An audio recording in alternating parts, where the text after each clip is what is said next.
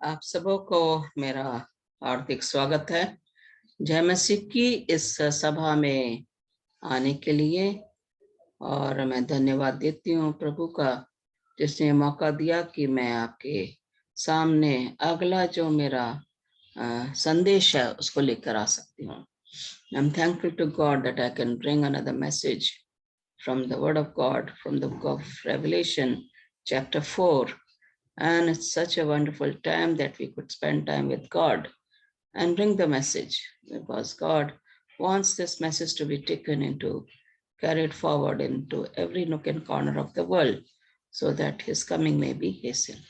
परमेश्वर चाहता है कि उसका वचन दुनिया के हर कोने में पहुंचे, ताकि उसका आना जल्दी हो और हम सब के सब उसके साथ आसमानी बादशाह के हकदार बने। यही हमारा मकसद है कि जो हम सुनते हैं दूसरे लोगों को हमें पहुंचाना है। जब हम पहुंचाते हैं तो हम ये देखते हैं कि परमेश्वर हमारे लिए क्या कर रहा है और क्यों कर रहा है और हमें क्या करना चाहिए परमेश्वर के लिए। जब हम ऐसा करते हैं तो आइए आज हम फिर से प्रकाशित वाक्य की चौथे अध्याय में जाएंगे। और जिससे पहले हम उसके अध्याय में जाए एक छोटी सी प्रार्थना करेंगे। प्यारे खुदाम, शुक्र करते एक बार फिर से तेरे पास आते हैं, जैसे कि हम अपने संदेश में जाते हैं प्रकाशित वाक्य चौथे अध्याय में। खुदा तू मुझे पवित्र आत्मा से भर दे, मेरे लबों को छू, जो लोग इसको सुने उनको भी आशीषित कर, ताकि वो इसको सुने और दूसरे लोगों में बताने वाले बने। और चैनल के द्वारा जो है इसको सब्सक्राइब करें, ताकि ज्यादा से ज्यादा लोग इसको सुने और अपने आप को तैयार करने वाले बने उस बादशाह के लिए जो कि तू हमारे लिए तैयार कर रहा है। यही हमारी प्रार्थना है, सुन और कबूल कर, आमीन। जैसे कि मैंने बताया कि आज हम चौथा अध्याय लेंगे प्रकाशित वाक्य का, तो आइए हम उसमें जाएंगे। और मैं स्क्रीन शेयरिंग कर रही हूँ। यहाँ पे आप पिक्चर देख रहे हैं सिंहासन की, परमेश्वर का सिंहासन है जो कि यहाँ पे दिखाया गया है। ये जो सिंहासन जो देख रहे हैं आप, ये इमेजिनेटिव सिंहासन है, और जैसे कि हमारी सोच में आता है वैसे ही हो जाता है, बना देते हैं हम पिक्चरें। यूहन्ना जो था जिसने प्रकाशित वाक्य की रचना की, John the Revelator who wrote Revelation, he was gazing into the throne of God. And as he was gazing into the throne of God, he was in the spirit, and God showed him a vision. जो उसको दर्शन दिखाया गया वो परमेश्वर के सिंहासन का दर्शन दिखाया गया, और यहाँ पे जो है उसको जो है बोला गया कि तू ऊपर आ जा। और जब ये देखता है, हम देखते हैं कि सिंहासन का मतलब है परमेश्वर की शक्ति, परमेश्वर की अथॉरिटी, परमेश्वर की डोमिनियन। जो हेवन है जो उसकी डोमिनियन है, अर्थ भी उसकी डोमिनियन है। और ये सब चीज जो है, जो दर्शन है रेवलेशन चौथे अध्याय में, the vision shown to him in the 4th chapter of Revelation is about God and his throne and the 24 elders worshipping him. When we will come to Revelation chapter 5, we will see another vision shown to prophet John. This is again from the island of Patmos, and he was shown the vision of Christ. So when we look at here, and he is known as the Lamb of God. And यहाँ पे हम ये देख रहे हैं कि किस तरीके से जो है दोनों अध्यायों का जो है अलग अलग दर्शन दिया गया है। हम चाहेंगे अपनी पहली आयत में वो कह रहा है यूहन्ना जो बपतिस्मा देने, यूहन्ना जो कि प्रकाशित वाक्य का रचित है, यहाँ पे पहले आयत में कह रहा है, इसके बाद मैंने दृष्टि उठाई और स्वर्ग का खुला द्वार मेरे सामने था, और वही आवाज जिसे मैंने पहले सुना था तुरही के से स्वर में मुझसे कह रही थी, यहीं ऊपर आ जा, मैं तुझे वो दिखाऊंगा जिसका भविष्य में होना निश्चित है। कह रहा मैं यहीं पे जो है उसको दर्शन दिखाया जाता है। आदमी जब दर्शन में होता है तो दर्शन में ही उसको आसमान में ले जाया जाता है। स्वर्ग का खुला द्वार का मतलब है कि स्वर्ग में दो द्वार हैं। अगर हम देखें कि जो हैकल बनाई गई थी, जो मंदिर बनाया गया था, पवित्र स्थान और महापवित्र स्थान, दोनों के पहला पवित्र स्थान का दरवाजा था और फिर महापवित्र स्थान का दरवाजा था या एंट्रेंस थी। और इसी तरीके से आसमान में भी जो है दो द्वार हैं। और यूहन्ना को जो दर्शन मिला है वो पहले हिस्से में उसको दिखाया गया है, जिसको बोला गया है पवित्र स्थान या holy place. So John was shown a vision taken to the first door, that is door leading to holy place, not to holy, most holy place.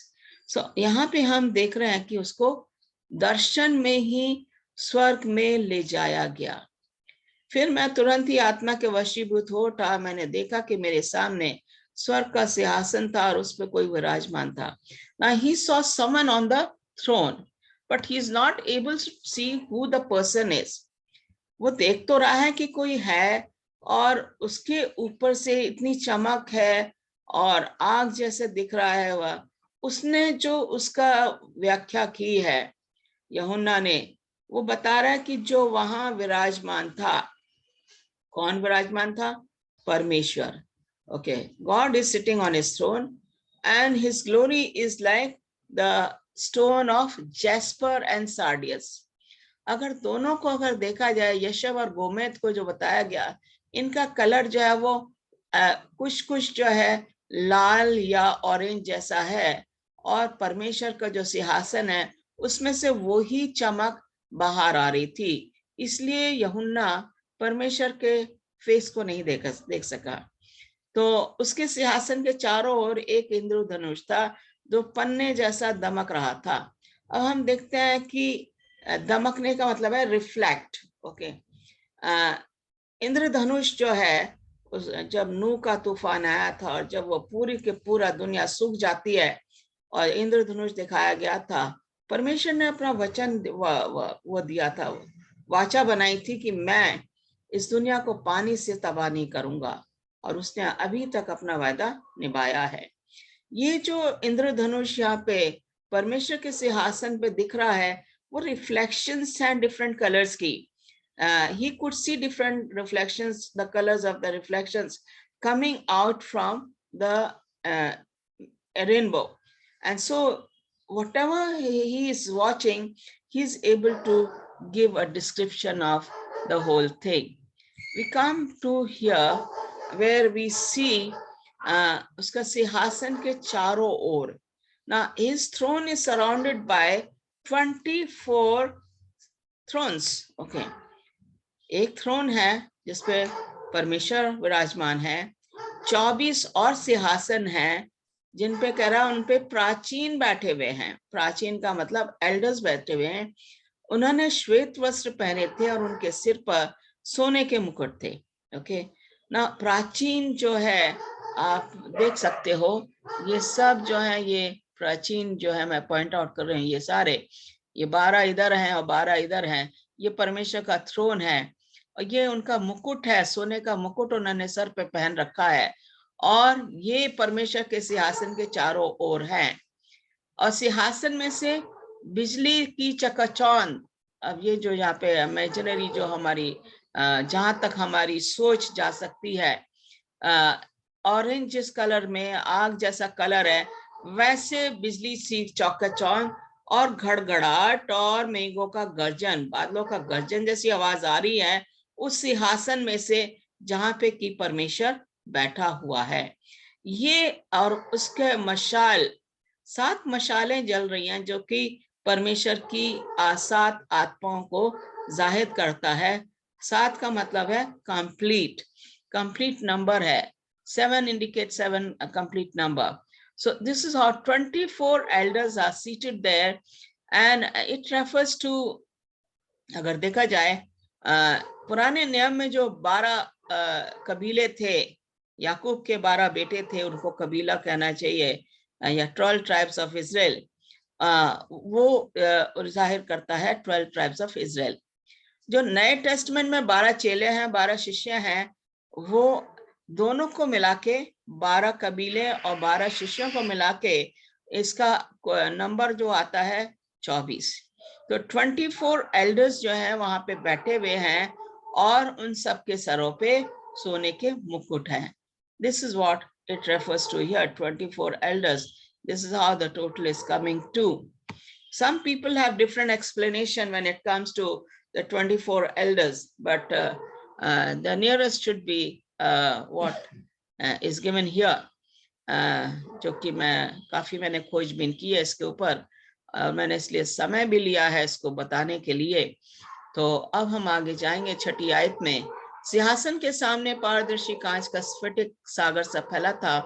सिंहासन के ठीक सामने तथा उसके दोनों ओर 4 प्राणी थे, उनके आगे और पीछे आंखें ही आंखें थी।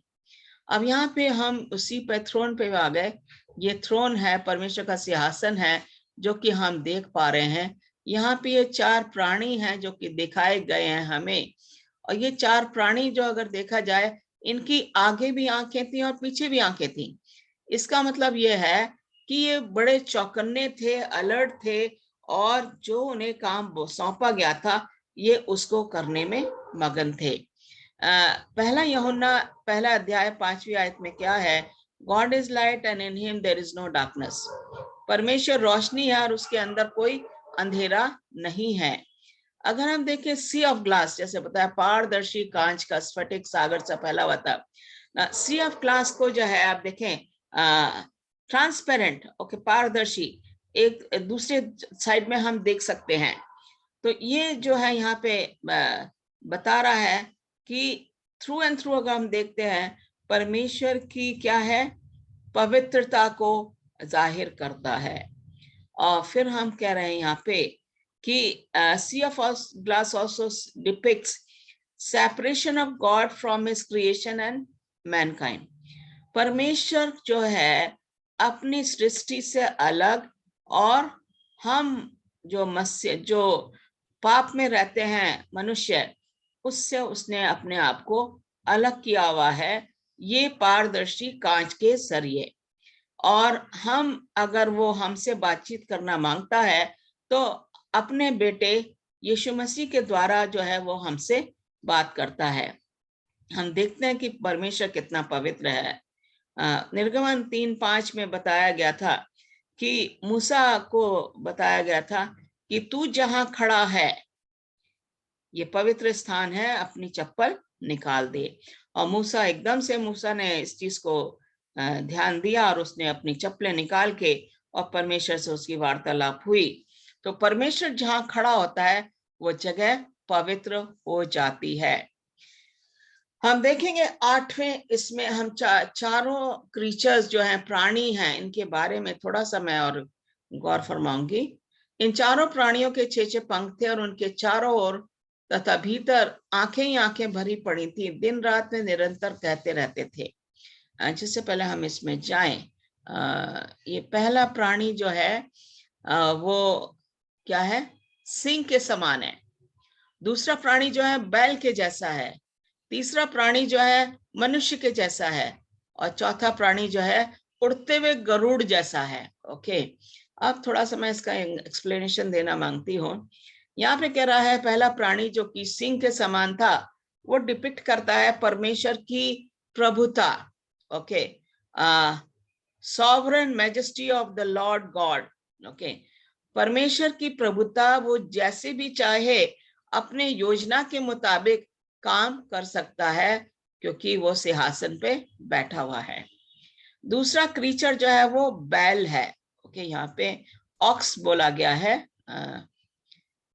दूसरा प्राणी बैल के जैसा था और इंग्लिश में उसको ऑक्स कहेंगे। तो यहाँ पे जो है ऑक्स को हम देखें तो बहुत शक्तिशाली होता है, उसमें बहुत ताकत होती है। तो depicting the share power and might of God who called entire universe by utterance of his words. परमेश्वर की महानता यह है कि उसने सिर्फ बोला, भजन संहिता 33:6 में उसने कहा और हो गया। उसने कहा रोशनी हो जा, तो रोशनी होगी। उसने कहा पेड़ पौधे उगाए, तो पेड़ पौधे हो गए। लेकिन जब उसने आदमी को बनाया तो उसने बोल के नहीं बनाया, क्योंकि आदमी को रचना उसने अपने हाथ से की। बाकी सब जो है परमेश्वर की शक्ति है। परमेश्वर जो है, हम जानते हैं कि परमेश्वर कितना शक्तिशाली है। उसी शक्ति के द्वारा उसने इस पृथ्वी की रचना की है। तीसरा प्राणी अगर हम देखें तो ये है ह्यूमन बीइंग, आदमी, जिसको कि उसने अपने हाथ से रचा और पूरा समय लिया उसको बनाने के लिए, और उसके नथनों में जीवन का श्वास फूंक दिया। ये जो प्राणी है मनुष्य के जैसा, ये बताता है कि परमेश्वर का नेचर कैसा है, परमेश्वर की पर्सनैलिटी कैसी है। इसलिए यहाँ पे तीसरा प्राणी जो है वो मनुष्य है, और he communicated with man and he received with us into his fellowship through Jesus Christ. परमेश्वर यीशु मसीह के द्वारा हमसे वार्तालाप करता है, और इसलिए उसने उसको बनाया है और हमें एक्सेप्ट किया है।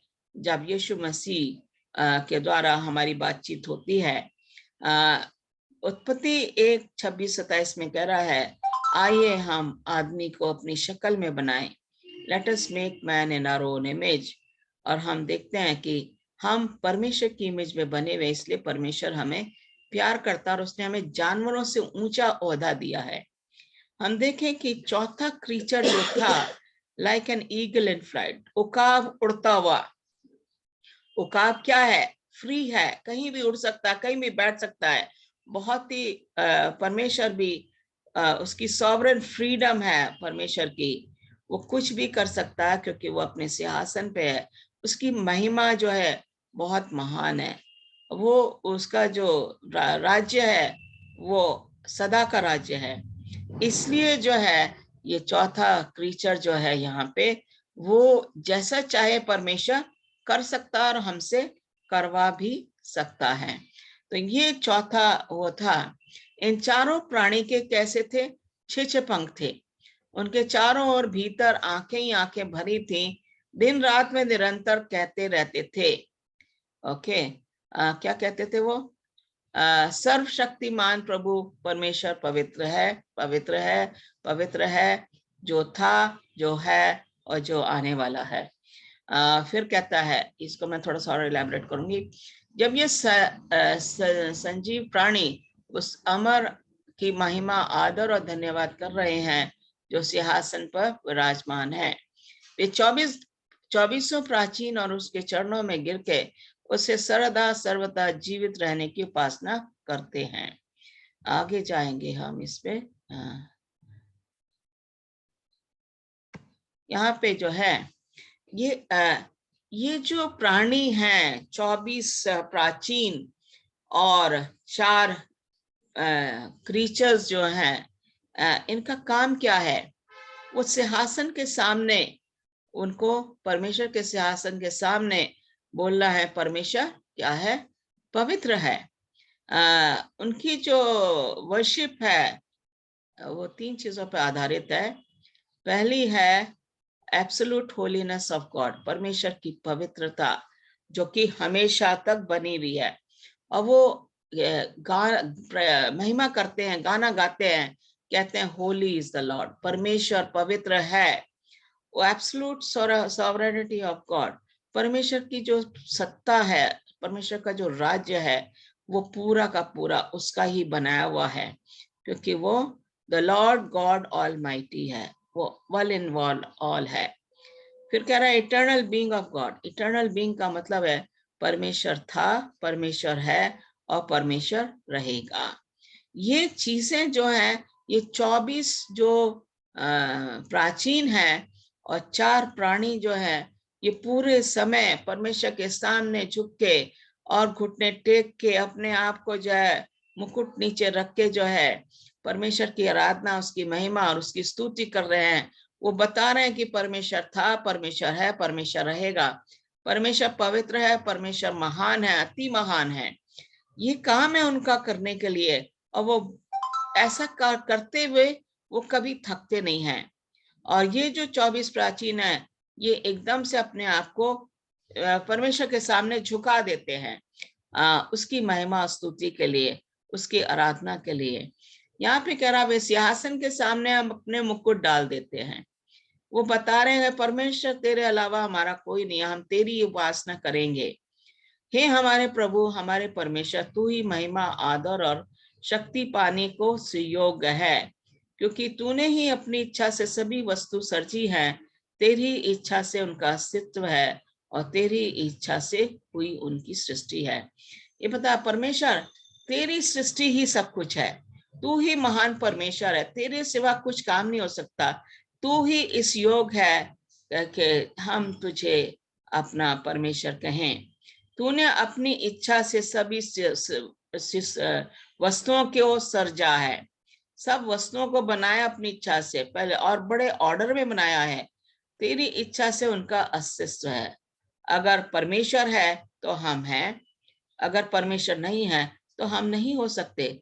इसलिए परमेश्वर के द्वारा ही हमारा अस्तित्व है, हमारी पहचान है, और उसी की इच्छा से उसकी सृष्टि है।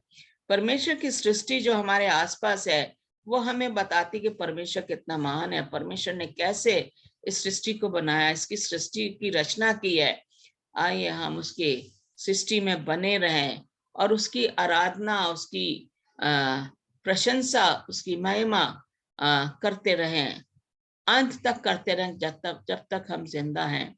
और हमारा यही काम है कि परमेश्वर, जैसे वो 24 प्राचीन परमेश्वर के सामने कहते हैं, परमेश्वर था, परमेश्वर है, परमेश्वर रहेगा, परमेश्वर महान है, परमेश्वर पवित्र है।